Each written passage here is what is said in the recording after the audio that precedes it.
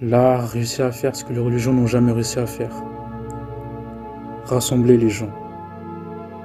L'art permet de réunir tout le monde sur la surface de la Terre, sans être contraint avec un chantage perpétuel à l'enfer, mais plutôt dans la joie et la bonne humeur, et sans distinction de croyance ou d'ethnie, que ce soit dans le manga avec Dragon Ball Z, Naruto, One Piece, ou l'Attaque des Titans, ou même dans la musique avec le roi de la pop, Michael Jackson, et même dans le football, le sport le plus populaire au monde, elle fédère les gens avec du plaisir, en partageant la même passion. Une magie et une alchimie que les religions n'arriveront jamais à faire.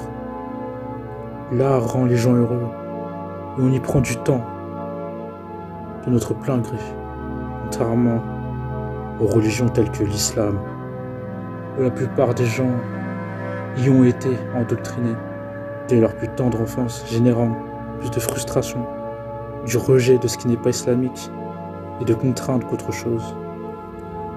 Et pour un bon nombre d'adeptes, la pratique de la religion est une corvée. Mais ils ont peur de se l'avouer, craignant que ce soit des waswas du shaitan, bien que la plupart passent plus de temps hors que dans la religion.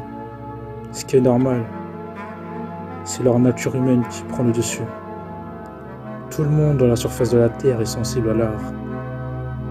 L'islam, avec toutes ses contraintes, sans queue ni tête, trahit notre humanité profonde. Un monde où l'islam serait la seule religion serait un monde triste et austère comme l'Afghanistan. L'islam interdit presque toute forme d'expression artistique, car tout art qui fait concurrence à Allah aura le pire châtiment, le jour du jugement dernier.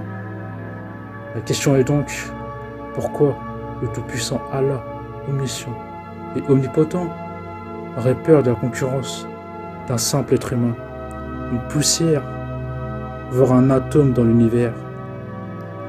C'est parce que l'art est une véritable menace pour une doctrine obscurantiste.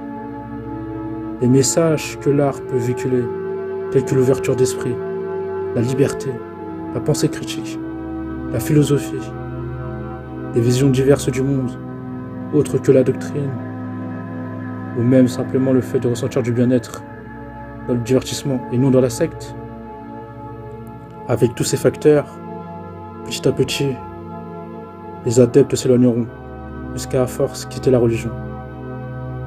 Ce qui est arrivé pour la France chrétienne.